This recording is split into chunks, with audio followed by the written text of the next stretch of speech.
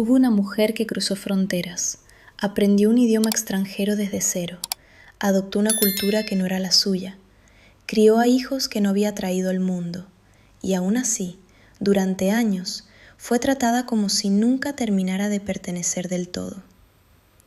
No era una actriz de Hollywood ni una figura de la farándula, era una princesa, y su historia es mucho más incómoda de lo que los comunicados oficiales del palacio quisieron mostrar. Bienvenidos. Antes de comenzar, te pido que escribas en los comentarios el nombre de alguna persona que conozcas o que hayas conocido, que haya dado todo por encajar en un lugar donde nunca fue completamente aceptada. Porque esta historia, aunque lleva corona, es más humana de lo que parece. Marie Agathe Odile Cavalier nació el 28 de febrero de 1976 en Neuilly-sur-Seine, uno de los municipios más elegantes y acomodados de los alrededores de París. Era francesa, completamente francesa. Criada en una familia burguesa, con padre empresario y una educación que combinaba el refinamiento europeo con la practicidad del mundo moderno. No había sangre azul en su árbol genealógico, al menos no de manera oficial. No había palacio en su infancia, ni protocolo real grabado en su memoria desde pequeña. Era, en todos los sentidos convencionales de la palabra, una ciudadana francesa común, aunque con una vida más que acomodada. Y precisamente por eso, cuando su nombre comenzó a circular en los pasillos de la Casa Real danesa, las cejas se levantaron. Dinamarca tiene una de las monarquías más antiguas y sólidas de Europa. La Casa de Glücksburg lleva generaciones en el trono, con raíces que se entrelazan con prácticamente todas las familias reales del continente. En ese mundo, los matrimonios no son solo uniones sentimentales, son decisiones con peso histórico, diplomático y simbólico. Y una joven francesa sin título, por muy cultivada y encantadora que fuera, no encajaba exactamente en el molde esperado. Pero el amor, o al menos lo que se presenta como tal en los comunicados reales, no siempre sigue el protocolo. El príncipe Joaquín de Dinamarca, segundo hijo de la reina Margarita II y del príncipe Enrique de Montpezat, conoció a Marie Cavalier y algo cambió en su vida.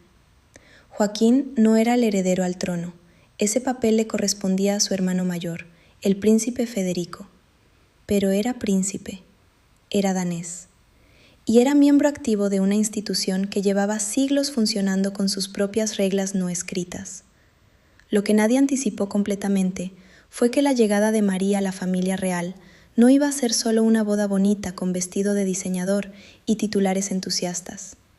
Iba a ser el inicio de una relación complicada, llena de matices, de silencios que hablan más que las palabras, de comparaciones que duelen, aunque nadie las pronuncie en voz alta, y de una lucha silenciosa por encontrar un lugar propio dentro de una institución que, por naturaleza, desconfía de lo nuevo. Para entender lo que le ocurrió a Marie, hay que entender primero el contexto en el que entró. Y ese contexto tiene un nombre que lo complica todo desde el principio. Ese nombre es Alexandra. Alexandra Manly, la primera esposa del príncipe Joaquín, había sido durante años el gran amor mediático de la familia real danesa. Hong Kong de nacimiento, con raíces inglesas y chinas, Alexandra llegó a Dinamarca en los años 90 y conquistó al país con una naturalidad y una presencia que resultaban difíciles de ignorar. Era fotogénica, hablaba danés con fluidez sorprendente, tenía carisma y una sonrisa que llenaba las portadas de las revistas del corazón europeas. El pueblo danés la adoraba, la prensa la idolatraba, y la familia real, al menos en apariencia, la había integrado con relativa comodidad. Cuando Joaquín y Alexandra anunciaron su separación en 2004, tras 11 años de matrimonio y 2 hijos en común, el impacto en Dinamarca fue considerable. No era solo una noticia de sociedad, era una grieta en la imagen de unidad que la Casa Real proyectaba. Y en ese momento de fragilidad institucional, con el país todavía procesando el divorcio, apareció Marie. El momento no podía ser más delicado, y las comparaciones, inevitables desde el primer instante, no iban a hacerle ningún favor. Era solo un recuerdo incómodo, era una presencia activa. Después del divorcio, la ex princesa conservó su título, mantuvo su residencia en Dinamarca y siguió apareciendo en eventos públicos con una elegancia que los medios nunca dejaron de fotografiar. Para la prensa danesa, Alexandra era conocida, querida, familiar. Era parte del paisaje emocional del país, y eso, para cualquier mujer que llegara después, representaba un obstáculo invisible, pero muy real. Marie Cavalier entró en escena en 2004, apenas meses después de que se hiciera pública la separación de Joaquín y Alexandra. Los tiempos eran cuanto menos llamativos.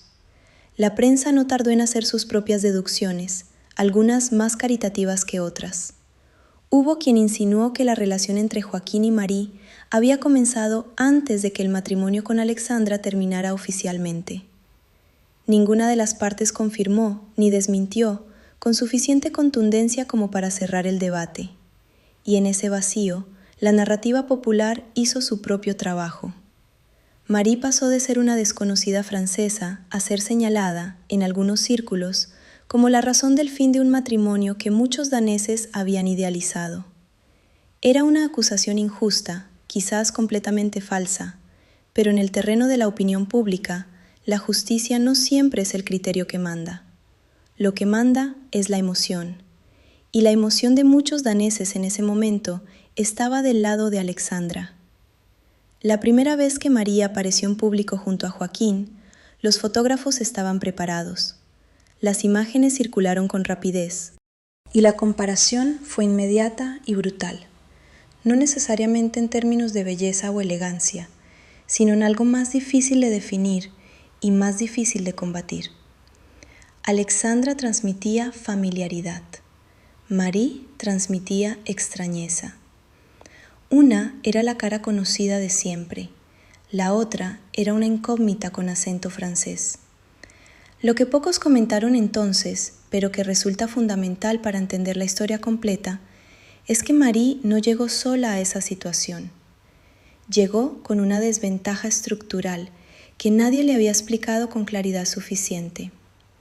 Llegó a una familia con historia propia, con heridas recientes, con una opinión pública todavía leal a su predecesora, y con una institución que no tiene por costumbre facilitar la integración de quienes vienen de fuera. Sin embargo, Marie decidió quedarse. Y esa decisión, que en apariencia parece obvia para quien está enamorado, fue en realidad el primer acto de una valentía que el tiempo terminaría por revelar. Cuando una persona decide integrarse en una familia real, no está tomando simplemente la decisión de casarse con alguien. Está tomando la decisión de convertirse en un personaje público dentro de una institución con siglos de historia, con protocolos escritos y no escritos, con expectativas implícitas que nadie te entrega en un manual, pero que todos esperan que conozcas. Y si además esa persona viene de fuera del país, el desafío se multiplica de maneras que resultan difíciles de imaginar desde afuera. Marie lo sabía, al menos en parte, y comenzó a trabajar. Aprendió danés, lo cual no es tarea menor. El danés es una lengua germánica con una pronunciación que desconcerta incluso a quienes llevan años estudiándola. Sus vocales son complejas, su entonación es peculiar, y los propios daneses reconocen con cierto humor que su idioma es difícil incluso para ellos mismos. Marie se aplicó con disciplina y con una determinación que sus más cercanos describían como admirable. En relativamente poco tiempo, era capaz de desenvolverse en público en danés, de dar entrevistas, de responder preguntas en intérprete. Eso, por sí solo, debería haber sido suficiente para ganarse el respeto de la opinión pública. En muchos países lo habría sido. Pero Dinamarca tiene una relación particular con sus figuras reales, una mezcla de afecto genuino y escrutinio constante que puede resultar asfixiante para quien no está acostumbrado a vivir bajo ese tipo de atención. Y Marie, que venía de una vida privada en Francia, estaba aprendiendo a moverse en un escenario donde cada gesto, cada palabra, cada aparición pública era analizada, comparada y comentada. La boda llegó el 24 de mayo de 2008. Una ceremonia celebrada en el castillo de Møgeltønder, en el sur de Dinamarca, con toda la pompa y el protocolo que corresponde a un matrimonio en la casa real. Marie llegó con un vestido de Uffe Frank, diseñador danés, un gesto que muchos interpretaron como una declaración de intenciones. Quería ser danesa, quería pertenecer, quería demostrar que no era solo una francesa de paso, sino alguien que había elegido ese país y esa vida de manera consciente y definitiva. Ese día recibió el título de princesa de Dinamarca y condesa de Montpessat. Era oficial, era real, era miembro de la Casa Real danesa. Pero los títulos, por más solemnes que sean, no garantizan la aceptación. Y lo que vino después de la boda reveló que el camino hacia la verdadera integración iba a ser mucho más largo y mucho más solitario de lo que cualquier comunicado oficial podía sugerir. Uno de los aspectos más reveladores de la posición de Marie dentro de la familia real danesa no estaba en los grandes eventos o en las declaraciones formales. Estaba en los detalles pequeños, en esas señales casi imperceptibles que, sin embargo, comunican con claridad meridiana cuál es el lugar que alguien ocupa en una jerarquía. La familia real danesa tiene una estructura muy marcada. En la cúspide, la reina Margarita II, figura de enorme presencia cultural e intelectual que no solo reina, sino que pinta, traduce literatura y diseña vestuario teatral. Luego su hijo mayor, el príncipe Federico, heredero al trono y figura central de la narrativa mediática de la monarquía danesa. Y junto a Federico, su esposa, la princesa Mary. Mary Elizabeth Donaldson, australiana de origen, se convirtió en princesa de Dinamarca en 2004 al casarse con Federico, y su historia de integración, que cronológicamente precedía a la de Marie por apenas unos años, se había convertido en un relato casi mítico de éxito. Mary había aprendido danés, había conquistado a la prensa, había sido adoptada por la opinión pública con un entusiasmo que resultaba casi sin precedentes. Era fotogénica, carismática, elegante y tenía a su favor algo que Marie nunca podría tener. Era la futura reina. Era la esposa del heredero. Su posición en la jerarquía era incuestionable. Marie, en cambio, era la esposa del segundo hijo, la que estaba un paso más atrás en todos los sentidos protocolarios. En los eventos oficiales, en las fotografías familiares, en la distribución de las funciones representativas. No porque nadie le dijera explícitamente que era menos importante, sino porque la propia estructura de la institución lo determinaba de manera automática. Y en una familia donde los roles están tan claramente definidos, ese paso atrás se nota, se siente, y con el tiempo pesa.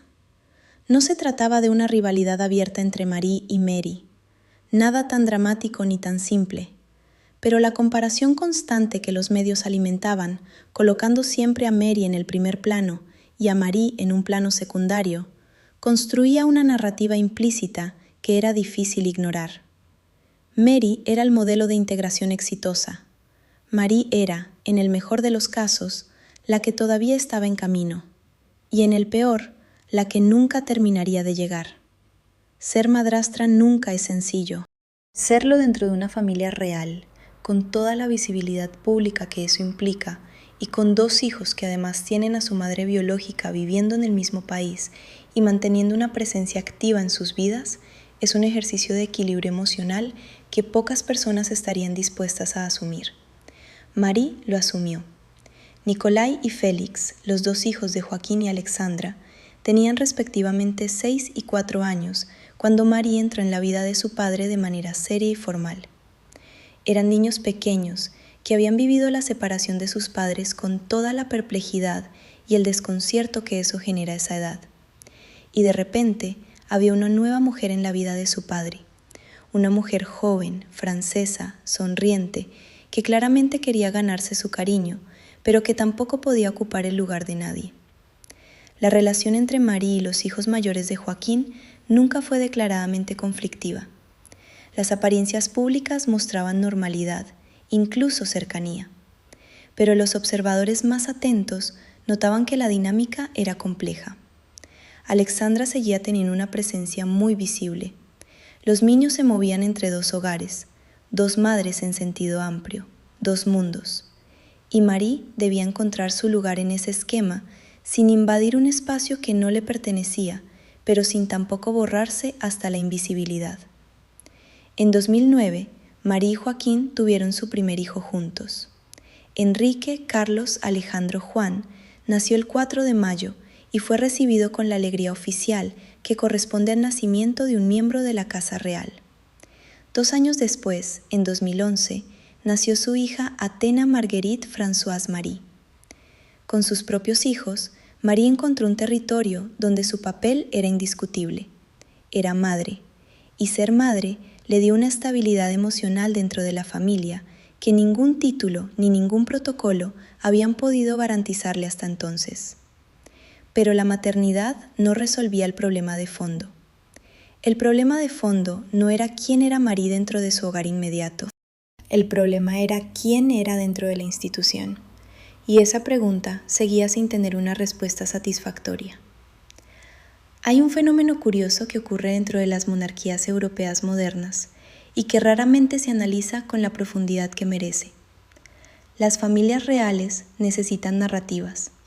Necesitan personajes que cumplan funciones específicas dentro del relato que proyectan hacia la sociedad. El heredero y su esposa son los protagonistas del futuro. Los hijos pequeños son la promesa de continuidad. Los miembros veteranos son la memoria y la tradición. Y quienes no encajan claramente en ninguna de esas categorías narrativas quedan en una zona gris, presente pero sin rol definido, visible pero sin función clara. Marie cayó en esa zona gris. No era la futura reina, no era la figura de la tradición, no era tampoco la joven promesa de una nueva generación. Era la esposa del segundo hijo, educada, elegante, trabajadora, con un compromiso evidente hacia su nuevo país, pero sin un lugar narrativo claro dentro de la historia que la institución contaba sobre sí misma. Eso tiene consecuencias prácticas. Significa menos apariciones en los eventos de mayor visibilidad. Significa menos columnas en la prensa sobre sus iniciativas. Significa que cuando los fotógrafos oficiales organizan las fotografías de familia, hay una jerarquía implícita que determina quién está en primer plano y quién retrocede un paso. No es malicia, es estructura. Pero la estructura puede ser tan opresiva como la hostilidad declarada, a veces incluso más, porque no hay contra quién defenderse, no hay nada concreto que señalar o rebatir. Marie respondió a esa situación de la única manera que parecía tener sentido. Se volcó en el trabajo, asumió patronazgos, se involucró en causas sociales, representó a la familia real en eventos tanto dentro como fuera de Dinamarca. Desarrolló una agenda propia dentro del marco institucional. Aprendió a moverse en ese mundo con una profesionalidad que incluso sus críticos más persistentes tenían dificultades para cuestionar abiertamente. Pero el trabajo, por más impecable que sea, no siempre cambia la percepción. Y la percepción, en el mundo de las monarquías modernas, lo es casi todo. La relación de Marie con la reina Margarita II es uno de los capítulos más interesantes y menos documentados de esta historia. Margarita es una figura de una complejidad extraordinaria, intelectual, artista, políglota, con un sentido del humor seco y una presencia que intimida sin necesidad de elevar la voz. Es también una mujer profundamente danesa, arraigada en una tradición cultural que considera suya de manera casi orgánica. Y es, ante todo, una madre con opiniones muy definidas sobre cómo deben ser las cosas dentro de su familia y dentro de su institución. Con Mary, la relación de Margarita había sido, al menos en términos públicos, notablemente cálida. La reina había expresado en diversas ocasiones su admiración por la forma en que la australiana se había integrado en la vida danesa. Había palabras de elogio, gestos de afecto, una narrativa de aprobación que los medios recogían con entusiasmo. Con Marie, el tono era diferente. No había declaraciones de hostilidad, desde luego. La reina Margarita es demasiado refinada y demasiado consciente del impacto de sus palabras como para hacer declaraciones que pudieran interpretarse como un rechazo hacia su nuera. Pero había una diferencia de temperatura emocional que era perceptible para quienes seguían con atención las apariciones públicas de la familia. Una cierta distancia, una formalidad que en el caso de Mary no siempre estaba presente. Hay quienes atribuyen esta diferencia a la personalidad de Marie, argumentando que su carácter más reservado y su formación francesa la hacían menos proclive a los gestos de cercanía que tanto gustan en la cultura danesa. Hay quienes apuntan simplemente a la jerarquía, recordando que la relación entre una reina y la esposa del hijo heredero es estructuralmente distinta de la que tiene con la esposa del segundo hijo. Y hay quienes sugieren algo más específico, algo relacionado con las circunstancias en que Marie entró en la familia y con ciertos episodios que ocurrieron después de la boda y que la prensa danesa trató con una inusual falta de detalle. En 2011, el príncipe Enrique de Montpezat, padre de Joaquín y Federico y marido de la reina Margarita, hizo una declaración que generó un debate inesperado sobre la dinámica interna de la familia real danesa. Enrique, de origen francés como Marie, llevaba décadas batallando con una sensación que él mismo describía como de no ser plenamente aceptado dentro de la institución a la que había dedicado su vida. Se había casado con la futura reina de Dinamarca en 1967. Había aprendido el idioma, había adoptado el país y, sin embargo, según sus propias palabras, nunca había recibido el reconocimiento que consideraba que merecía. Su queja más conocida era el título. Enrique era príncipe consorte, no rey consorte, y esa distinción, que para muchos podría parecer una cuestión menor de protocolo, era para él una señal de que nunca había sido tratado como un igual dentro de su propia familia. La diferencia con el rol que Philip de Edimburgo tenía junto a la reina Isabel II de Gran Bretaña era, a sus ojos, una injusticia que ningún argumento protocolario podía justificar. Lo fascinante de esta situación, vista desde la perspectiva de Marie, es la ironía que contiene. El suegro de Marie era también un francés que nunca había terminado de encajar del todo en la familia real danesa. Dos personas de culturas similares que habían llegado a la misma institución desde posiciones diferentes, que habían experimentado versiones distintas del mismo problema fundamental. El problema de ser extranjero en una casa que tiene sus propias reglas y que no siempre las explica con claridad suficiente. Que Enrique eligiera hablar de eso públicamente, después de décadas de silencio, decía algo sobre la naturaleza de esa institución. Decía que el tiempo no lo resuelve todo, que hay dinámicas que se perpetúan y que la sensación de no pertenecer del todo puede sobrevivir incluso a décadas de lealtad y de servicio. Marie, que en ese momento llevaba apenas 3 años casada con Joaquín, debió de escuchar esas palabras con una mezcla de reconocimiento y de inquietud. Mientras Marie construía su vida en Dinamarca, el mundo exterior observaba con una curiosidad que no siempre era benevolente. La prensa del corazón europea tenía sus narrativas favoritas sobre la familia real danesa, y Marie era un personaje secundario en la mayoría de ellas. Los grandes titulares eran para Federico y Mary, para sus hijos, para los compromisos de la reina Margarita. Joaquín y Marie aparecían en los márgenes, en las notas al pie, en los artículos que comenzaban hablando de otra cosa y terminaban mencionándolos de pasada. Esa invisibilidad mediática tenía un efecto doble. Por un lado, protegía a Marie de cierto tipo de escrutinio agotador. Por el otro, la condenaba a una irrelevancia pública que contrastaba con el trabajo real que ella realizaba día a día. Sus patronazgos eran genuinos. Su compromiso con las causas que representaba era evidente para quienes lo seguían de cerca. Pero el gran público, tanto danés como europeo, apenas tenía una imagen definida de quién era Marie, más allá de su título y su origen francés. Hubo momentos en que esa situación se hizo especialmente visible. eventos donde la atención de las cámaras seguía a Mary con devoción y se posaba sobre Marie apenas el tiempo suficiente para registrar su presencia. Publicaciones de la Casa Real, donde el espacio dedicado a las iniciativas de Marie era notablemente menor que el dedicado a actividades equivalentes de su cuñada. No eran agravios espectaculares, eran pequeñas asimetrías que se acumulaban con el tiempo y que construían, ladrillo a ladrillo, una jerarquía de importancia que nadie había declarado oficialmente, pero que todo el mundo podía sentir. Marie nunca habló de esto en público, al menos no directamente, pero quienes la conocían de cerca describían a una mujer que había aprendido a gestionar la frustración con una disciplina notable, que se concentraba en lo que podía controlar y trataba de no gastar energía en lo que no podía cambiar. Era una estrategia de supervivencia emocional dentro de un entorno que no siempre le facilitaba las cosas. Llegó el verano de 2021 con una noticia que sacudió los cimientos de la estructura familiar que Marie había aprendido a navegar durante más de una década.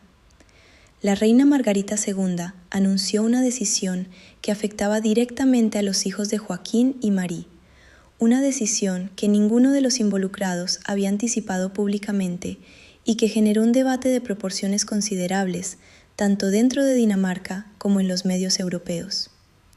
La reina decidió retirar los títulos reales a 4 de sus nietos. Los hijos del príncipe Joaquín, incluyendo Enrique y Atena, los hijos que Marie había traído al mundo, perderían sus títulos de príncipe y princesa de Dinamarca.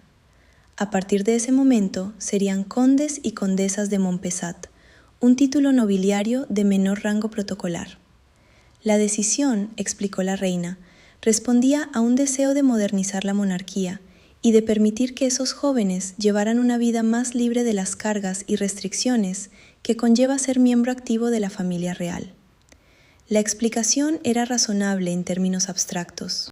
Otras monarquías europeas habían tomado decisiones similares en los últimos años, reduciendo el número de miembros con título real para aligerar la estructura institucional y adaptarla a los tiempos. Pero la forma en que se aplicó en este caso específico levantó preguntas incómodas. Los hijos de Federico y Mary no se vieron afectados, solo los hijos de Joaquín, y esa asimetría era difícil de ignorar. La familia de Joaquín recibió la noticia con una consternación que no intentó disimular del todo. Hubo declaraciones de incomodidad, de dolor incluso. Marie, según informaron fuentes cercanas a la familia, vivió aquel episodio como uno de los golpes más duros de su vida en la casa real danesa. Sus hijos, a quienes había dedicado años de crianza y de amor, eran tratados de manera diferente a sus primos. La razón oficial era la modernización, pero el mensaje que se percibía entre líneas era otro. La reacción del príncipe Joaquín ante la decisión de su madre fue tan inusual dentro de los códigos de discreción que rigen a las familias reales que mereció atención por sí sola. Joaquín habló, no de manera ambigua, no con el lenguaje cuidadosamente neutro que la diplomacia institucional suele exigir, sino con una claridad emocional que sorprendió a muchos observadores. Dijo que sus hijos estaban heridos, que la decisión había llegado sin el tiempo de preparación suficiente, que el proceso había sido doloroso para toda la familia. Fueron palabras medidas, sin duda supervisadas hasta cierto punto por los asesores de comunicación del palacio, pero eran palabras que decían algo real sobre lo que estaba ocurriendo dentro de esa familia. Había una fractura, no declarada como tal, no con ese nombre, pero perceptible para cualquiera que leyera entre líneas. Marie no habló públicamente sobre el asunto, al menos no con la misma franqueza que Joaquín. Su posición era delicada de maneras específicas. Hablar demasiado podría interpretarse como un ataque a la institución que representaba. Guardar silencio absoluto podría leerse como una sumisión, que tampoco se correspondía con la realidad. Encontró, como solía ser, un punto intermedio, una presencia digna, un silencio elocuente, una compostura que comunicaba más que cualquier declaración. Pero en privado, según relatos de personas cercanas a la pareja, aquel episodio representó un punto de inflexión. Fue el momento en que quedó más claro que nunca que independientemente de los años de trabajo y de adaptación, independientemente del idioma aprendido y de los hijos criados y de los patronazgos asumidos, había una jerarquía dentro de la familia que no dependía de los méritos, sino del nacimiento. Y en esa jerarquía, los hijos de Joaquín y Marie ocupaban un lugar diferente al de los hijos de Federico y Mary. La pregunta que nadie se atrevía a formular en voz alta, pero que flotaba en el ambiente con una insistencia creciente, era si esa diferencia de trato reflejaba algo más que una simple decisión administrativa de modernización institucional. Para comprender el alcance de lo que significó la retirada de títulos, hay que entender qué representa un título real dentro de una monarquía constitucional moderna. No es solo una cuestión de protocolo o de vanidad aristocrática, es una definición de identidad institucional. Determina cómo te tratan los medios, cómo eres percibido por el público, qué tipo de funciones puedes desempeñar en nombre de la corona y de qué manera eres presentado en los contextos internacionales. Para Enrique y Atena, que en ese momento tenían 12 y 10 años respectivamente, el cambio de título significaba algo más inmediato y más concreto que todas esas consideraciones abstractas. Significaba que eran diferentes a sus primos, que mientras sus primos seguían siendo príncipes y princesas, ellos habían pasado a ser otra cosa. Los niños de esa edad perciben esas diferencias con una agudeza que los adultos a veces subestiman. Y el dolor que eso genera no se resuelve con comunicados oficiales sobre modernización institucional. Marie había pasado más de una década construyendo una vida en Dinamarca. Había dado a su familia 2 hijos, había aprendido el idioma, había asumido responsabilidades institucionales, había soportado comparaciones constantes con su predecesora y con su cuñada. Había mantenido una compostura pública ejemplar en circunstancias que justificaban sobradamente el desahogo. Y ahora veía cómo sus hijos eran tratados de manera diferente a los hijos de su cuñada, de una manera que tendría consecuencias en sus vidas durante años. Era difícil no ver en todo eso un patrón. No necesariamente un patrón de hostilidad consciente y deliberada, sino algo quizás más complejo y en ciertos aspectos más triste. Un patrón de invisibilidad estructural, de importancia decreciente, de una posición dentro de la institución que nunca había sido del todo segura y que en ese momento se hacía más precaria que nunca. Mientras la familia procesaba las consecuencias de la decisión sobre los títulos, el mundo observaba con fascinación cómo una familia real del siglo XXI gestionaba sus conflictos internos. La transparencia era relativa, desde luego. Las monarquías no lavan su ropa sucia en público de manera voluntaria. Pero en la era de las redes sociales y de los medios digitales, mantener el control absoluto de la narrativa es prácticamente imposible. Los detalles se filtran, las fuentes anónimas hablan, y el público, cada vez más sofisticado en la lectura de los mensajes implícitos que transmiten las instituciones, llena los vacíos con sus propias interpretaciones. Lo que el público danés veía hacia finales de 2022 era una familia real con una fisura notable en su rama secundaria. Joaquín y Marie habían dejado de ser los sonrientes representantes de la monarquía que aparecían en los eventos con regularidad. Sus apariciones públicas en Dinamarca se habían vuelto menos frecuentes. Había una distancia creciente, perceptible aunque no declarada, entre ellos y el núcleo más visible de la Casa Real. Y entonces llegó el anuncio. Joaquín y Marie comunicaron que la familia se trasladaría a los Estados Unidos. Joaquín había sido nombrado representante militar de Dinamarca ante la OTAN, un cargo con sede en Washington. Era una razón oficial, legítima, que justificaba el traslado de manera impecable.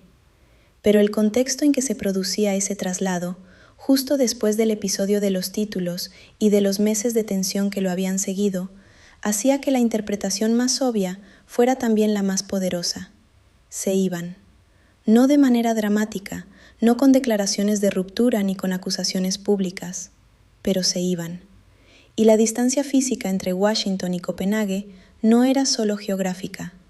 el traslado a los Estados Unidos fue, en muchos sentidos, un punto de ruptura narrativa en la historia de Marie dentro de la familia real danesa. Durante años, su historia había sido la de alguien que se esfuerza por integrarse, que trabaja desde dentro, que acepta las reglas del juego, aunque esas reglas no siempre le sean favorables. A partir del traslado, la historia tomó otro cariz. Lejos de Copenhague, lejos del escrutinio constante de la prensa danesa, lejos de los eventos donde siempre había alguien midiendo si ocupaba el lugar correcto en la fotografía, Marie encontró algo que probablemente llevaba tiempo sin experimentar: espacio. La posibilidad de definirse a sí misma en un contexto donde nadie la comparaba automáticamente con Alexandra ni con Mary, donde no era la segunda nuera ni la esposa del segundo hijo, sino simplemente una mujer inteligente, cultivada y con una historia notable. Washington la recibió con la relativa indiferencia que esa ciudad suele reservar para los extranjeros ilustres. Hay tantas figuras de importancia circulando por los pasillos de las instituciones internacionales y diplomáticas de la capital americana, que una princesa danesa no genera el mismo tipo de atención que generaría en Copenhague. Y eso, paradójicamente, fue un alivio. Marie se involucró en actividades propias, desarrolló una agenda que iba más allá del rol de acompañante del príncipe. Mantuvo su trabajo con patronazgos y causas que le importaban, y según quienes la frecuentaban en esa etapa, parecía más relajada, más abierta, más dispuesta a mostrar facetas de su personalidad que el ambiente danés no siempre había invitado a revelar. Pero la distancia de Dinamarca también significaba distancia de la institución, y esa distancia, que en el corto plazo resultaba alivio, en el largo plazo planteaba preguntas sobre el lugar que Marie y Joaquín ocuparían en el futuro de la monarquía danesa. La historia de Marie no puede entenderse completamente sin considerar el factor de las narrativas comparativas que construyeron los medios durante más de una década. Porque las narrativas mediáticas no son solo descripciones de la realidad, son constructoras de realidad. Determinan cómo el público percibe a las personas, qué expectativas genera sobre ellas y cómo se interpreta cada uno de sus actos. La narrativa construida alrededor de Marie era la del éxito. Marie había venido de lejos, había aprendido un idioma difícil, había adoptado una cultura diferente y lo había hecho de manera brillante. Era la princesa perfecta, la integración ideal, el sueño cumplido de la monarquía moderna. La narrativa construida alrededor de Marie era, en el mejor de los casos, ambigua. Había aprendido el idioma, sí. Había asumido su rol, sí. Pero nunca había terminado de conquistar esa dimensión emocional que la prensa danesa buscaba en sus figuras reales. Había algo en ella que la hacía menos accesible, menos efusiva, menos dispuesta a ofrecer al público esos momentos de aparente espontaneidad que los medios consumen con fruición. Eso, que desde una perspectiva de salud mental podría interpretarse simplemente como el comportamiento de una persona privada que cuida sus límites personales, se leía en la prensa como frialdad, como distancia, como falta de conexión. Y una vez que esa lectura queda establecida en el imaginario mediático, es extraordinariamente difícil revertirla. Cada acto posterior es interpretado a través de ese prisma. La reserva confirma la frialdad. La discreción confirma el distanciamiento. El círculo se cierra sobre sí mismo. Marie nunca tuvo la oportunidad de romper ese círculo desde dentro. La narrativa ya estaba escrita antes de que ella pudiera escribir la suya propia. Hay un elemento de la historia de Marie que merece una reflexión más detenida, porque toca algo más universal que la política interna de una familia real. Tiene que ver con lo que significa renunciar a una identidad para construir otra, y con el precio emocional que ese proceso cobra a largo plazo. Marie era francesa. Había crecido con una cultura, una lengua, unos valores, una manera de relacionarse con el mundo que eran profundamente franceses. Cuando se casó con Joaquín y se convirtió en princesa de Dinamarca, no solo cambió de país, cambió de identidad pública de manera radical. Tuvo que aprender no solo un idioma, sino una forma de ser que en muchos aspectos era diferente a la suya. La cultura danesa tiene códigos propios sobre la expresión de las emociones, sobre la relación con la jerarquía, sobre la manera correcta de comportarse en público y en privado, que no siempre coincidían con los que Marie había internalizado durante sus primeros 30 años de vida. Ese proceso de transformación, que desde afuera puede parecer simplemente la adaptación normal de alguien que se muda a otro país, es en realidad un trabajo profundo y a menudo doloroso.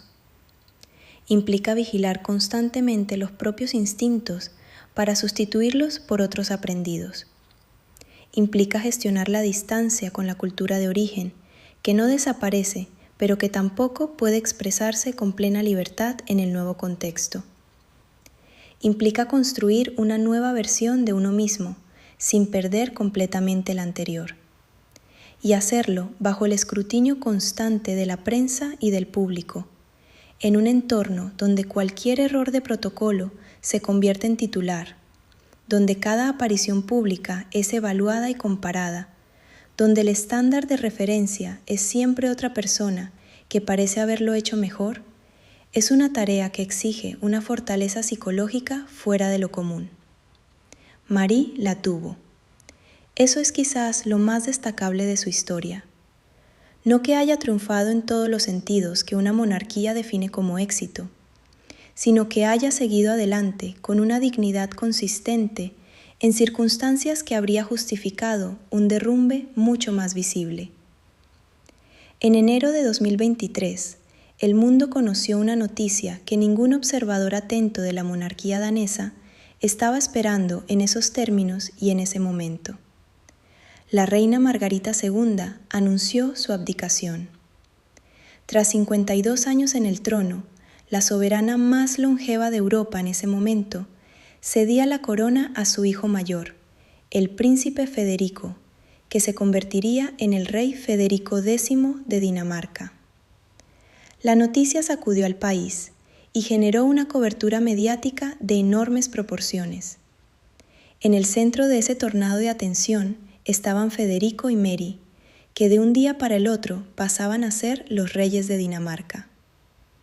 La atención del mundo entero, o al menos de esa parte del mundo que sigue con interés las monarquías europeas, se concentró en ellos con una intensidad que lo eclipsaba todo lo demás. Joaquín y Marie, en Washington, observaban los eventos desde la distancia. El hermano que nunca iba a ser rey veía a su hermano convertirse en rey. La cuñada, que siempre había estado en primer plano, pasaba a ocupar el lugar más prominente de todos.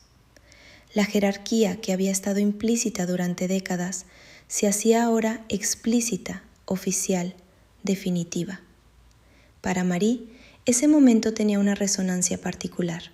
Significaba que la posición de su familia dentro de la institución quedaría definitivamente fijada en un segundo plano, ya no solo por las circunstancias, sino por el derecho constitucional. Sus hijos no serían nunca los herederos al trono, su marido no sería nunca el rey, y su propio rol como princesa seguiría siendo el de una figura secundaria dentro de un relato cuyo protagonismo pertenecía a otros. No era una tragedia en sentido absoluto, era simplemente la realidad de una posición en la jerarquía, pero era también el punto final de cualquier posibilidad de que la narrativa cambiara. Lo que hace a la historia de Marie especialmente significativa en el contexto más amplio de las monarquías modernas es que no es, en el fondo, una historia de villanos ni de víctimas en sentido estricto. No hay en ella un antagonista claramente identificable que haya orquestado una campaña de exclusión. Hay algo más difuso y en ciertos aspectos más perturbador. Hay una institución con sus propias lógicas, con sus propias inercias, con sus propias formas de jerarquizar y de marginar, que no requieren de la intencionalidad maliciosa de ningún individuo para producir sus efectos. La reina Margarita no era necesariamente una suegra hostil. Era la jefa de una institución con siglos de historia que tenía sus propias maneras de funcionar. La prensa danesa no era necesariamente cruel, era simplemente fiel a sus propias narrativas, que privilegiaban la figura de Mary porque Mary era la futura reina, y eso hacía su historia más importante en términos mediáticos. Los protocolos que colocaban a Marie en un segundo plano no eran actos de discriminación consciente, eran simplemente el reflejo de una estructura que otorga mayor visibilidad a quienes están más cerca del trono. Y sin embargo, el resultado de todo eso era una mujer que había dedicado más de 15 años de su vida a una institución que nunca le había devuelto ese esfuerzo con el reconocimiento proporcional que merecía. Una mujer que había aprendido un idioma difícil, había criado a hijos que no eran biológicamente suyos, había soportado comparaciones constantes con otras mujeres, había mantenido una compostura ejemplar en circunstancias que ponían a prueba la fortaleza de cualquiera, y que al final de todo ese recorrido seguía siendo, para una parte considerable del público, la princesa cuyo nombre la gente tardaba un segundo más en recordar. Eso es, en definitiva, lo que significa no ser aceptada del todo. No es un rechazo dramático ni una exclusión declarada, es ese segundo de duda, ese paso atrás en la fotografía, ese titular que no se escribe, esa calidez que no llega del todo. Con Federico y Marie en el trono y con Joaquín y Marie instalados en Washington, la familia real danesa entró en una nueva etapa que de alguna manera cerraba un capítulo y abría otro cuyo contenido está todavía por escribirse. La distancia física entre la rama reinante y la rama secundaria era ahora también una distancia institucional más marcada que nunca. Los reyes estaban en Copenhague, los príncipes estaban en América. Marie continuó su trabajo desde allí, mantuvo sus compromisos con las organizaciones que patrocinaba, siguió representando a Dinamarca en los contextos que le correspondían, siguió siendo, en todos los sentidos formales, la princesa de Dinamarca que había decidido ser cuando dijo sí en el castillo de Mogeltonder aquella tarde de mayo de 2008. Pero algo había cambiado en la naturaleza de esa presencia. Ya no había en ella la tensión implícita de quien está intentando demostrar algo, de quien está midiendo constantemente la distancia entre quien es y quien se supone que debería ser. Había, en cambio, algo que podría describirse como una aceptación tranquila. No resignación, que es una forma de derrota, sino aceptación, que es una forma de claridad. La claridad de quien ha entendido exactamente cuál es su lugar en un sistema dado y ha decidido ocuparlo con dignidad, sin pretender que es otro.